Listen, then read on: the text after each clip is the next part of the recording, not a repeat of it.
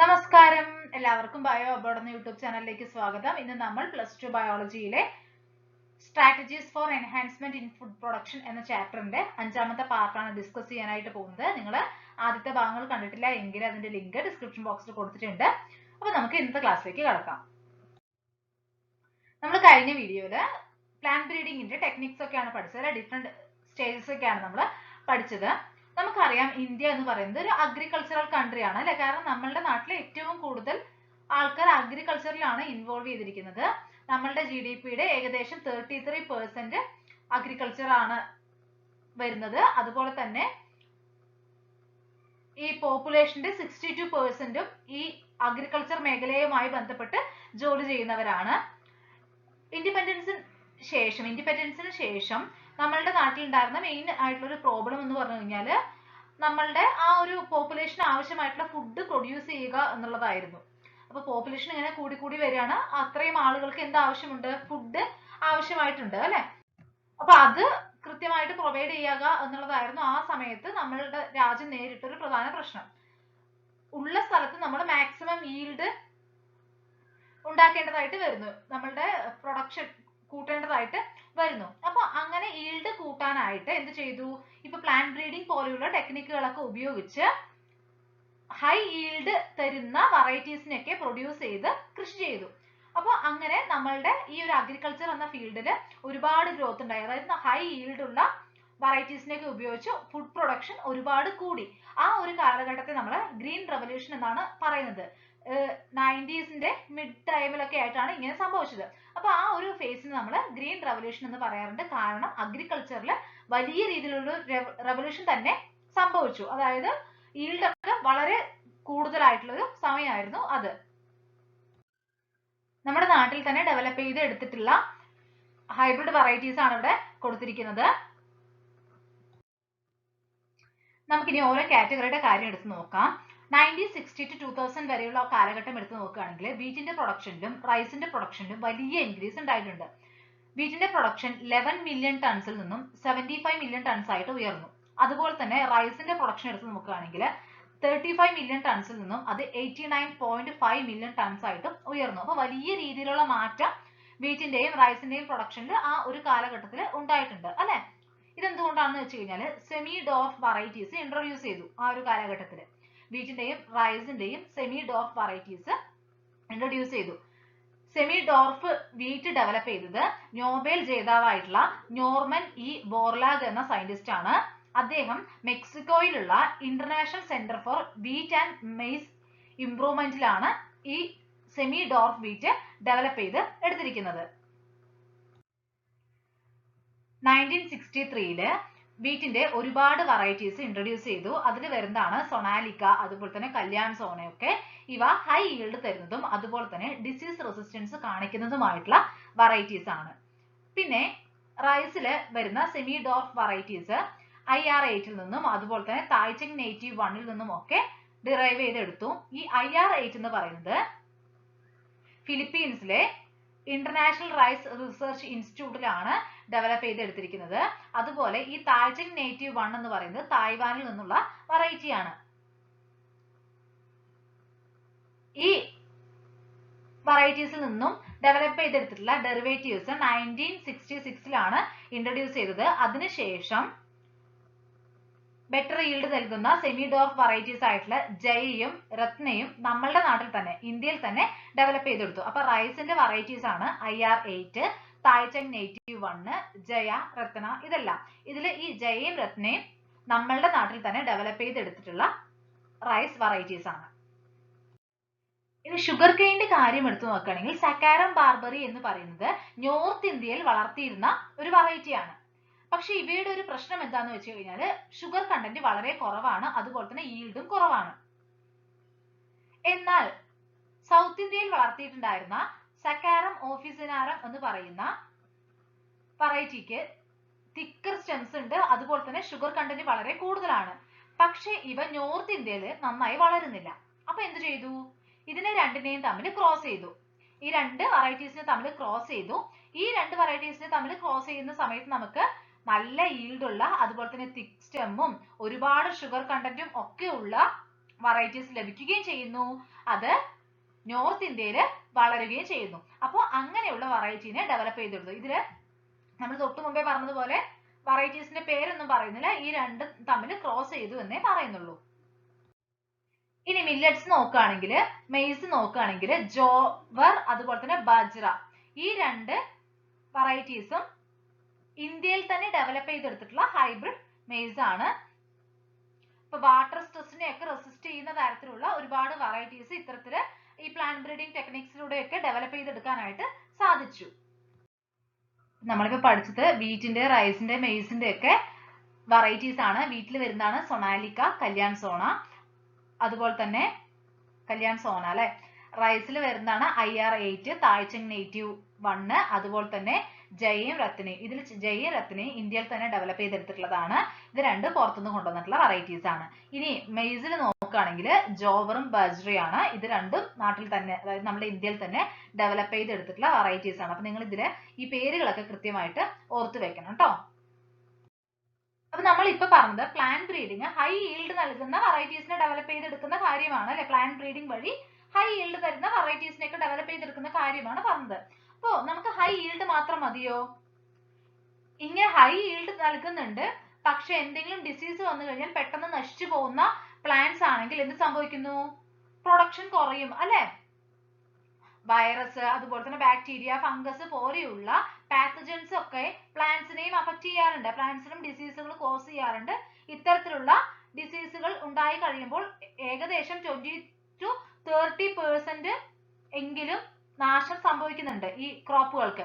ചില സമയങ്ങളിൽ മുഴുവനായി നശിച്ചു പോകുന്ന സാഹചര്യമൊക്കെ ഉണ്ടാകാറുണ്ട്. എസ്പെഷ്യലി ട്രോപ്പിക്കൽ ക്ലൈമറ്റിൽ വളരുന്നവയ്ക്കാണ് ഇത്തരത്തിൽ അസുഖം വരാനുള്ള സാധ്യത വളരെ കൂടുതൽ. അപ്പോ നമ്മള് തൊട്ടു മുമ്പേ ഹൈ ഈൽഡ് നൽകാൻ വേണ്ടി പ്ലാന്റ് ബ്രീഡിംഗ് യൂസ് ചെയ്ത പോലെ ഇവിടെ എന്ത് ചെയ്യുന്നു? ഡിസീസ് റെസിസ്റ്റൻസ് ഉള്ള വെറൈറ്റീസിനെ ഡെവലപ്പ് ചെയ്തെടുക്കാനായിട്ട് പ്ലാന്റ് ബ്രീഡിംഗ് എന്ന ടെക്നോളജി യൂസ് ചെയ്യുന്നു. ഇത്തരത്തിലുള്ള ഡിസീസ് റെസിസ്റ്റന്റ് വെറൈറ്റീസ് ഡെവലപ്പ് ചെയ്ത് എടുക്കുന്നത് കൊണ്ടുള്ള മറ്റൊരു ഗുണം എന്താണെന്ന് വെച്ച് കഴിഞ്ഞാൽ ഫംഗിസൈഡ്സും ബാക്ടീരിയോസൈഡ്സും ഒന്നും നമുക്ക് ഉപയോഗിക്കേണ്ടതായിട്ട് വരുന്നില്ല. ഫംഗിസൈഡ്സ് എന്ന് പറഞ്ഞു കഴിഞ്ഞാൽ ഫംഗസുകളെയൊക്കെ നശിപ്പിക്കാനായിട്ട് ഉപയോഗിക്കുന്നതാണ്. ബാക്ടീരിയോസൈഡ്സ് എന്ന് പറഞ്ഞു കഴിഞ്ഞാൽ ബാക്ടീരിയകളെ നശിപ്പിക്കാൻ ഉപയോഗിക്കുന്നവയാണ്. അപ്പൊ നമ്മളിപ്പോ ഡിസീസ് റെസിസ്റ്റൻസ് എന്ന് പറയുന്നുണ്ട് അല്ലെ. എന്താണ് ഈ ഡിസീസ് റെസിസ്റ്റൻസ് എന്ന് പറഞ്ഞു കഴിഞ്ഞാല്? ഒരു പെർട്ടിക്കുലർ ഡിസീസിന് എഗെയിൻസ്റ്റ് ആയിട്ട്, ആ ഒരു പെർട്ടിക്കുലർ ഡിസീസിനെ പ്രിവെന്റ് ചെയ്യാനായിട്ടുള്ള ഈ ഒരു പ്ലാന്റിന്റെ കഴിവിനെയാണ് നമ്മൾ ഡിസീസ് റെസിസ്റ്റൻസ് എന്നുള്ളത് കൊണ്ട് ഉദ്ദേശിക്കുന്നത്. ഒരു പെർട്ടിക്കുലർ പാത്തോജൻ വന്ന് ഉണ്ടാക്കുന്ന ഒരു ഡിസീസിനെതിരെ ഈ പ്ലാന്റിന് പ്രിവെന്റ് ചെയ്ത് നിൽക്കാനായിട്ട് സാധിക്കുന്നു. അതിനെയാണ് ഡിസീസ് റെസിസ്റ്റൻസ് എന്ന് പറയുന്നത്. ഈ ഡിസീസ് റെസിസ്റ്റൻസ് വെറൈറ്റീസ് ബ്രീഡിംഗ് വഴി ഉണ്ടാക്കുന്നതിന് മുമ്പ്, അതായത് ബ്രീഡിംഗ് നടത്തുന്നതിന് മുമ്പ് നമ്മൾ ശ്രദ്ധിക്കേണ്ട ഇമ്പോർട്ടന്റ് ആയിട്ടുള്ള ഒരു കാര്യം എന്താണെന്ന് വെച്ച് കഴിഞ്ഞാൽ ഏത് ഓർഗാനിസം ആണ് ഈ ഒരു അസുഖം ഉണ്ടാക്കുന്നത് എന്നും അതുപോലെ തന്നെ അതിന്റെ മോഡ് ഓഫ് ട്രാൻസ്മിഷൻ, അത് ഏത് രീതിയിലാണ് ട്രാൻസ്മിറ്റ് ചെയ്യപ്പെടുന്നത് എന്നുള്ളതും മനസ്സിലാക്കി വെക്കണം. ചില ഡിസീസുകൾക്ക് എക്സാമ്പിൾസ് ഇവിടെ പറയുന്നുണ്ട്. ഫംഗയിൽ വരുന്നതാണ് rust, brown rust of wheat, അതുപോലെ തന്നെ red rot of sugarcane, അതുപോലെ തന്നെ ലേറ്റ് ബ്ലൈറ്റ് ഓഫ് പൊട്ടറ്റോ. ഇതൊക്കെ ഫംഗസ് കാരണം ഉണ്ടാവുന്ന രോഗങ്ങളാണ്. ഇനി ബാക്ടീരിയ കാരണം ഉണ്ടാവുന്നതാണ് ബ്ലാക്ക് റോട്ട് ഓഫ് ക്രൂസിഫേഴ്സ്. പിന്നെ വൈറസ് കാരണം ഉണ്ടാവുന്നതാണ് ടൊബാക്കോ മൊസൈക്ക്, അതുപോലെ തന്നെ ടർണിപ്പ് മൊസൈക്ക് ഒക്കെ. ഇനി ഡിസീസ് റെസിസ്റ്റന്റ് ആയിട്ടുള്ള പ്ലാന്റ്സിനെ ഡെവലപ്പ് ചെയ്തെടുക്കുന്നത് എങ്ങനെയൊക്കെയാണ്, ആ മെത്തേഡ്സ് ഓഫ് ബ്രീഡിംഗ് ആണ് പറയാനായിട്ട് പോകുന്നത്. ഒന്ന് കൺവെൻഷണൽ ടൈപ്പ് ആണ്, അതായത് ഹൈ ഈൽഡ് കിട്ടാനായിട്ട് നമ്മൾ എങ്ങനെയാണോ പ്ലാന്റ്സിനെയൊക്കെ ബ്രീഡ് ചെയ്തത് അതുപോലെ ഉള്ള ആ മെത്തേഡ് തന്നെ നമുക്ക് ഇവിടെ യൂസ് ചെയ്യാം. അല്ലെങ്കിൽ അടുത്തതാണ് മ്യൂട്ടേഷൻ ബ്രീഡിംഗ് എന്ന് പറയുന്നത്. കൺവെൻഷണൽ മെത്തേഡ് എടുത്ത് നോക്കുകയാണെങ്കിൽ അവിടെ എന്താണ്, ഹൈബ്രിഡൈസേഷനും സെലക്ഷനും ഒക്കെ ഇൻവോൾവ് ചെയ്യുന്ന ആ ഒരു പ്രോസസ് തന്നെയാണ്.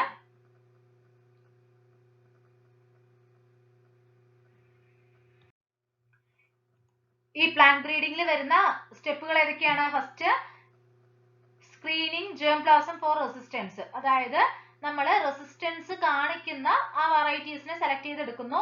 ദെൻ അതിലെ പാരന്റ്സിനെ നമ്മൾ സെലക്ട് ചെയ്യുമല്ലോ, അവയെ തമ്മിൽ ഹൈബ്രിഡൈസ് ചെയ്യുന്നു. ഹൈബ്രിഡൈസേഷൻ നടത്തി കഴിഞ്ഞ് ഹൈബ്രിഡ്സിനെ ഡെവലപ്പ് ചെയ്തെടുക്കുന്നു. അതിൽ നമ്മൾ ഈ ഗുണങ്ങളൊക്കെ കാണിക്കുന്നവയെ സെലക്ട് ചെയ്യണം, അതിനെ ഇവാലുവേറ്റ് ചെയ്യണം. അതുപോലെ തന്നെ പിന്നീട് വളർത്തി നോക്കി നമ്മൾ ടെസ്റ്റിംഗ് ഒക്കെ കഴിഞ്ഞതിന് ശേഷമാണ് റിലീസ് ചെയ്യുന്നത്, ന്യൂ വെറൈറ്റീസ് റിലീസ് ചെയ്യുന്നത്. അപ്പൊ ഇങ്ങനെയുള്ള മെത്തേഡുകളിലൂടെയൊക്കെ നമ്മൾ ഫംഗസിനെതിരെ ഡിസീസ് റെസിസ്റ്റൻസ് കാണിക്കുന്നതും അതുപോലെ തന്നെ ബാക്ടീരിയക്കെതിരെ ഡിസീസ് റെസിസ്റ്റൻസ് കാണിക്കുന്നതും വൈറസിനെതിരെ ഡിസീസ് റെസിസ്റ്റൻസ് കാണിക്കുന്നതുമായിട്ടുള്ള വെറൈറ്റീസിനൊക്കെ എന്ത് ചെയ്യുന്നു, ഡെവലപ്പ് ചെയ്തെടുക്കുന്നു. ഇവിടെ ചില വെറൈറ്റീസ് കൊടുത്തിട്ടുണ്ട്, ഡിസീസ് റെസിസ്റ്റൻസ് കാണിക്കുന്ന ചില വെറൈറ്റീസ് ആണ്. വീട്ടിൽ വരുന്നതാണ് ഹിംഗിരി എന്ന് പറയുന്നത്. ഹിംഗിരി ലീഫ് ആൻഡ് സ്ട്രൈപ്പ് റസ്റ്റിനും അതുപോലെ തന്നെ ഹിൽ ബണ്ടിനും ഒക്കെ റെസിസ്റ്റൻസ് കാണിക്കുന്നുണ്ട്. ഇതൊക്കെ രോഗങ്ങളാണ്. ഈ രോഗങ്ങൾക്കൊക്കെ എതിരെ ഡിസീസ് റെസിസ്റ്റൻസ് കാണിക്കുന്ന വീറ്റിന്റെ വെറൈറ്റി ആണ് ഹിംഗിരി എന്ന് പറയുന്നത്. Then brassica. ബ്രാസിക്ക എന്ന് പറയുന്നത് കോളിഫ്ലവർ, കാബേജ് ഒക്കെ വരുന്ന ആ ഒരു കാറ്റഗറിയിൽ പെടുന്ന ഒരു ജീനസ് ആണ്. പൂസ സോർണിം എന്നുള്ളത് കറൻഡ്രായ്, ഇത് വൈറ്റ് റസ്റ്റിനെതിരെ റെസിസ്റ്റൻസ് കാണിക്കുന്നുണ്ട്. Then cauliflower. കോളിഫ്ലവറിൽ വരുന്ന രണ്ട് വെറൈറ്റീസ് ആണ് പൂസ ശുഭ്ര അതുപോലെ തന്നെ പൂസ സ്നോബാൾ K1. ഇത് രണ്ടും ബ്ലാക്ക് റോട്ട് അതുപോലെ തന്നെ കേൾ ബ്ലാക്ക് റോട്ട് ഇവയ്ക്കൊക്കെ റെസിസ്റ്റൻസ് കാണിക്കുന്നുണ്ട്. ദെൻ കൗപ്പിയിൽ വരുന്നതാണ് പൂസ കോമൾ എന്ന് പറയുന്നത്. ഇത് ബാക്ടീരിയൽ ബ്ലൈറ്റിനെതിരെ റെസിസ്റ്റൻസ് കാണിക്കുന്നു. ദെൻ ചില്ലിയിൽ വരുന്നതാണ് പൂസ സാദാ ബഹാർ എന്ന് പറയുന്നത്. Chilli mosaic virus, tobacco mosaic virus, leaf curl ഇതിനൊക്കെ എതിരെ റെസിസ്റ്റൻസ് കാണിക്കുന്ന വെറൈറ്റി ആണ് ഈ പൂസ സാദാ ബഹാർ എന്ന് പറയുന്നത്. ഇപ്പൊ നമ്മളിപ്പോ കൺവെൻഷണൽ ആയിട്ടുള്ള ബ്രീഡിംഗ് ടെക്നിക്കിനെ കുറിച്ചാണ് പറഞ്ഞത് അല്ലെ. അപ്പോ ഇവിടെ അവൈലബിൾ ആയിട്ടുള്ള disease resistant varieties or disease resistance genes എന്ന് പറയുന്നത് കുറവായിരിക്കും. അതായത് നമ്മൾ ആ ഒരു സാധാരണഗതിയിൽ നാടൻ ഇനങ്ങളിൽ കാണപ്പെടുന്ന ഡിസീസ് റെസിസ്റ്റൻസ് ഉള്ളവയാണല്ലോ സെലക്ട് ചെയ്യുന്നത്. അതുകൊണ്ട് തന്നെ അവിടെ limited number of disease resistant genes നമുക്ക് ലഭിക്കുന്നുള്ളൂ. അപ്പൊ ഈ ഒരു ഇതിനെ മറികടക്കാനായിട്ട് നമ്മൾ എന്ത് ചെയ്യുന്നു, മ്യൂട്ടേഷൻസ് ഇൻഡ്യൂസ് ചെയ്യുന്നു. പ്ലാന്റ്സിൽ മ്യൂട്ടേഷൻസ് ഇൻഡ്യൂസ് ചെയ്യുന്നു. മ്യൂട്ടേഷൻ എന്ന് പറഞ്ഞു കഴിഞ്ഞാൽ എന്താണ്, ആ ഒരു ജനറ്റിക് കോൺസ്റ്റിറ്റ്യൂഷനിൽ സഡൻ ആയിട്ടുണ്ടാവുന്ന ഹെറിറ്റബിൾ ചേഞ്ചസിനെയാണ് നമ്മൾ മ്യൂട്ടേഷൻ എന്നുള്ളത് കൊണ്ട് ഉദ്ദേശിക്കുന്നത്. സഡൻ ആൻഡ് ഹെറിറ്റബിൾ ചേഞ്ചസ് ആണെന്നാണ് നമ്മൾ പറയുന്നത്. അതായത് നെക്സ്റ്റ് ജനറേഷനിലേക്ക് പാസ് ചെയ്ത് പോകുന്ന തരത്തിലുള്ള ചേഞ്ചസ്. ഒരു പെർട്ടിക്കുലർ ജീൻ എടുത്ത് നോക്കുകയാണെങ്കിൽ അവിടെ ഒരു ബേസ് സീക്വൻസ് ഉണ്ടാവും അല്ലെ. അപ്പൊ ഈ ബേസ് സീക്വൻസിൽ വ്യത്യാസം വരുത്തുകയാണ് നമ്മൾ ചെയ്യുന്നത്. അപ്പോ ഈ വ്യത്യാസം വരുമ്പോൾ എന്ത് സംഭവിക്കുന്നു, ആ പാരന്റിൽ ഇല്ലാത്ത ഒരു ക്യാരക്ടർ ആ പ്രോജനിയിൽ എക്സ്പ്രസ് ചെയ്യപ്പെടുന്നു. അത് എന്നിട്ട് നെക്സ്റ്റ് ജനറേഷനിലേക്ക് പാസ് ചെയ്ത് പോവുകയും ചെയ്യും. അപ്പൊ ഇത്തരത്തിലുള്ള ചേഞ്ചസിനെയാണ് നമ്മൾ മ്യൂട്ടേഷൻ എന്ന് വിളിക്കുന്നത്. ഇപ്പൊ മ്യൂട്ടേഷൻ എന്ത് ചെയ്യുന്നു, ഇൻഡ്യൂസ് ചെയ്ത് നമ്മൾ ഡിസൈറബിൾ ജീൻസിനെ ഡെവലപ്പ് ചെയ്ത് എടുക്കുന്നു. ഇങ്ങനെ ഈ ഡിസൈറബിൾ ക്യാരക്ടറിലുള്ള പ്ലാന്റുകളെ നമ്മൾ ഒന്നില്ലെങ്കിൽ ഡയറക്ട്ലി മൾട്ടിപ്ലൈ ചെയ്യാനായിട്ട് അനുവദിക്കുന്നു, അല്ലെങ്കിൽ ഇവയെ നമ്മൾ ബ്രീഡിംഗിലേക്ക് ഇൻട്രൊഡ്യൂസ് ചെയ്യുന്നു. ഇതുകൂടാതെ ബ്രീഡിംഗിൽ യൂസ് ചെയ്യുന്ന മറ്റു മെത്തേഡുകളാണ് സെലക്ഷൻ എമംഗ്സ്റ്റ് സോമ ക്ലോണൽ വേരിയൻസ് എന്ന് പറയുന്നുണ്ട്.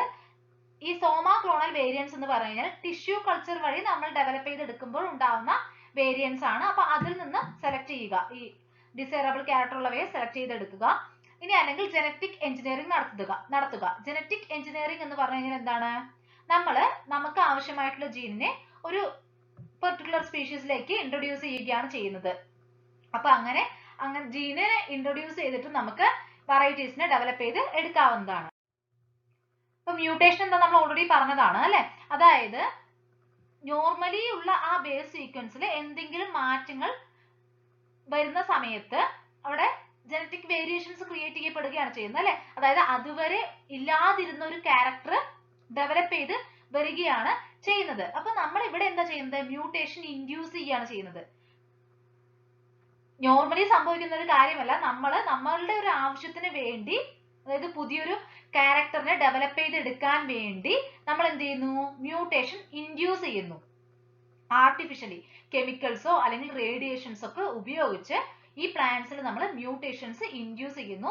അപ്പൊ ഈ മ്യൂട്ടേഷൻസ് ഇൻഡ്യൂസ് ചെയ്ത് കഴിയുമ്പോൾ അവിടെ എന്ത് സംഭവിക്കുന്നു, മ്യൂട്ടേഷൻ സംഭവിക്കുന്നു അല്ലെ.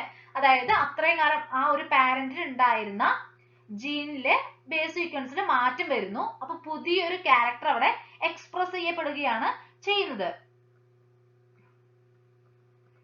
ഇങ്ങനെ മ്യൂട്ടേഷൻ ഇൻഡ്യൂസ് ചെയ്തിട്ട് ഡെവലപ്പ് ചെയ്തെടുക്കുന്ന പ്ലാന്റ്സിനെ നമ്മൾ ബ്രീഡിങ്ങിന് ഉപയോഗിക്കുന്നതിനെയാണ് മ്യൂട്ടേഷൻ ബ്രീഡിംഗ് എന്ന് പറയുന്നത്. സോ നമ്മൾ ആദ്യം മ്യൂട്ടേഷൻ നടത്തുന്നു. ഒരു പ്ലാന്റിൽ നമ്മൾ ആർട്ടിഫിഷ്യൽ ആയിട്ട് മ്യൂട്ടേഷൻ നടത്തുന്നു, ദെൻ ഇതിനെ നമ്മൾ ബ്രീഡിംഗിൽ ഉപയോഗിക്കുന്നു. ഇതിനെയാണ് നമ്മൾ മ്യൂട്ടേഷൻ ബ്രീഡിംഗ് എന്ന് വിളിക്കുന്നത്. യെല്ലോ മൊസൈക് വൈറസ്, അതുപോലെ തന്നെ പൗഡറി മൈൽഡ്യൂ, ഇതിനൊക്കെ റെസിസ്റ്റൻസ് കാണിക്കുന്ന മൂങ് ബീൻസ് ഇത്തരത്തിൽ മ്യൂട്ടേഷൻസ് ഇൻഡ്യൂസ് ചെയ്ത് ഡെവലപ്പ് ചെയ്ത് എടുത്തിട്ടുണ്ട്. ഈ വൈൽഡ് വെറൈറ്റീസ് എടുത്ത് നോക്കുകയാണെങ്കിൽ അവയിൽ പലതിനും ഇത്തരത്തിൽ ഡിസീസ് റെസിസ്റ്റൻസ് ഉണ്ട്. വൈൽഡ് വെറൈറ്റീസ് എന്ന് പറഞ്ഞാൽ സാധാരണഗതിയിൽ ഈ ചുറ്റുപാടിലൊക്കെ വളരുന്നില്ലേ, അതിനെയാണ് നമ്മൾ വൈൽഡ് വെറൈറ്റീസ് എന്ന് പറയുന്നത്. അപ്പോൾ അവയ്ക്ക് എന്തുണ്ട്, ഡിസീസ് റെസിസ്റ്റൻസ് ഉണ്ട്, പക്ഷെ ഈൽഡ് കുറവായിരിക്കും. അപ്പോൾ ഇങ്ങനെയുള്ള കേസുകൾ ഉള്ളത് കൊണ്ട് തന്നെ നമുക്ക് ഈ ഹൈ ഈൽഡ് തരുന്ന വെറൈറ്റീസിലേക്ക് റെസിസ്റ്റൻസ് ജീൻസ് കൂടി ഇൻട്രൊഡ്യൂസ് ചെയ്ത് കഴിഞ്ഞാൽ നല്ല ഗുണമുള്ള പ്ലാന്റ്സിനെ ഡെവലപ്പ് ചെയ്തെടുക്കാൻ സാധിക്കും അല്ലെ. ഹൈ ഈൽഡ് തരുന്നതും ഡിസീസ് റെസിസ്റ്റൻസ് കാണിക്കുന്നതുമായിട്ടുള്ള വെറൈറ്റീസിനെ ഡെവലപ്പ് ചെയ്തെടുക്കാനായിട്ട് സാധിക്കുന്നു. വെണ്ടയിലെ ഒരു വൈൽഡ് സ്പീഷീസ് എന്ന് പറയുമ്പോൾ സാധാരണ ഗതിയിൽ ചുറ്റുപാടിലും ഒക്കെ കാണപ്പെടുന്ന ഒരു സ്പീഷീസിൽ യെല്ലോ മൊസൈക് വൈറസിന് റെസിസ്റ്റന്റ് ആയിട്ടുള്ള ജീന് ഉണ്ട്. അപ്പൊ ഈ ജീനിനെ എന്ത് ചെയ്യുന്നു, നമ്മൾ ഒരു ടാർഗറ്റിലേക്ക് ട്രാൻസ്ഫർ ചെയ്ത് ഒരു പുതിയ വെറൈറ്റീനെ ഡെവലപ്പ് ചെയ്തെടുക്കുന്നു. അത്തരത്തിൽ വെണ്ടയിൽ ഡെവലപ്പ് ചെയ്തെടുത്തിട്ടുള്ള വെറൈറ്റിയാണ് പാർബാണി ക്രാൻഡി എന്ന് പറയുന്നത്. അത് വെണ്ടയിൽ വരുന്ന ഒരു ഡിസീസ് റെസിസ്റ്റന്റ് വെറൈറ്റി ആണ്. ഏത് ഡിസീസിന് എഗെയിൻസ്റ്റ് ആയിട്ടാണ്, യെല്ലോ മൊസൈക് വൈറസിന് എഗെയിൻസ്റ്റ് ആയിട്ട് റെസിസ്റ്റൻസ് കാണിക്കുന്ന വെറൈറ്റി ആണ് ഈ പാർബാനി ക്രാൻഡി എന്ന് പറയുന്നത്. ഇവിടെ അബൽമോസ്കസ് എസ്കുലൻഡസ്, അതായത് വെണ്ടയുടെ സയന്റിഫിക് നെയിം ആണ്, ആ ഒരു പെർട്ടിക്കുലർ സ്പീഷീസിൽ തന്നെ വരുന്ന ഒരു വെറൈറ്റിയിൽ നിന്നും നമ്മൾ ജീനിനെ മറ്റൊന്നിലേക്ക് ട്രാൻസ്ഫർ ചെയ്യുകയാണ് ചെയ്തിരിക്കുന്നത്. അപ്പൊ ഇവിടെ പറഞ്ഞ എക്സാമ്പിളുകളിലൊക്കെ ഇത്തരത്തിൽ സെയിം സ്പീഷീസിൽ നിന്ന് തന്നെ നമ്മൾ റെസിസ്റ്റൻസ് ജീൻസ് എടുത്ത് മറ്റൊന്നിലേക്ക് ട്രാൻസ്ഫർ ചെയ്യുകയാണ് ചെയ്യുന്നത്. അല്ലെങ്കിൽ റിലേറ്റഡ് വൈൽഡ് സ്പീഷീസുകളിൽ നിന്നാണ് എടുക്കുന്നത്. അതായത് ഈ ഒരു പെർട്ടിക്കുലർ സ്പീഷീസുമായിട്ട് ക്ലോസ്ലി റിലേറ്റ് ചെയ്ത് വരുന്ന റിലേറ്റഡ് വൈൽഡ് സ്പീഷീസുകളിൽ നിന്നോ, അല്ലെങ്കിൽ ആ ഒരു പെർട്ടിക്കുലർ പ്ലാന്റിന്റെ തന്നെ സെയിം സ്പീഷീസിൽ വരുന്ന പ്ലാന്റുകളിൽ നിന്നോ ആണ് നമ്മൾ ഇത്തരത്തിൽ ഡിസീസ് റെസിസ്റ്റൻസിന് ആവശ്യമായിട്ടുള്ള ജീനുകൾ സെലക്ട് ചെയ്യുന്നത്. ഈ റെസിസ്റ്റൻസ് ജീനിനെ, അതായത് ഡിസീസ് റെസിസ്റ്റൻസ് ജീനിനെ നമ്മൾ എങ്ങനെ ട്രാൻസ്ഫർ ചെയ്യുന്നത്, സെക്ഷൽ ഹൈബ്രിഡൈസേഷൻ നടത്തിയിട്ടാണ്. നമുക്കൊരു ടാർഗറ്റ് ഉണ്ടാവും, അതുപോലെ തന്നെ ഈ ഡിസീസ് റെസിസ്റ്റന്റ് ജീന് ഉള്ള ഒരു സോഴ്സും ഉണ്ടാവും. അപ്പൊ ഇതിനെ തമ്മിൽ നമ്മൾ എന്ത് ചെയ്യുന്നു, ഹൈബ്രിഡൈസേഷൻ നടത്തുന്നു. അങ്ങനെയാണ് ഈ സോഴ്സിൽ നിന്നും ഈ ടാർഗറ്റിലേക്ക് നമ്മൾ ആ ഒരു ജീനിനെ ട്രാൻസ്ഫർ ചെയ്യുന്നത്. അങ്ങനെ നമ്മൾ പ്ലാന്റ് ബ്രീഡിങ്ങിന്റെ കുറച്ച് കാര്യങ്ങളൊക്കെയാണെന്ന് പഠിച്ചത് അല്ലെ. നിങ്ങൾക്ക് എല്ലാവർക്കും മനസ്സിലായി എന്ന് വിചാരിക്കുന്നു. എന്തെങ്കിലും സംശയങ്ങളോ അഭിപ്രായങ്ങളോ ഉണ്ടെങ്കിൽ കമന്റ് ചെയ്യണം. ഇതിൽ നിങ്ങൾ മെയിൻ ആയിട്ട് നോക്കേണ്ടത് ആ പേരുകളൊക്കെയാണ്, ഏതൊക്കെ ഏതിന്റെ വെറൈറ്റീസ് ആണ് എന്നുള്ളതൊക്കെ കൃത്യമായിട്ട് ഓർത്ത് വെക്കുക. നിങ്ങൾക്ക് ഈ വീഡിയോ ഹെൽപ്ഫുൾ ആയിട്ട് തോന്നിക്കഴിഞ്ഞാൽ നിങ്ങളുടെ കൂട്ടുകാർക്ക് എല്ലാവർക്കും ഷെയർ ചെയ്ത് കൊടുക്കുക. അതുപോലെ തന്നെ ബയോ അബോർഡ് എന്ന ഈ ചാനലിന്റെ വീഡിയോസ് നിങ്ങൾ ആദ്യമായിട്ടാണ് കാണുന്നതെങ്കിൽ സബ്സ്ക്രൈബ് ചെയ്യാനും മറക്കരുത്. താങ്ക്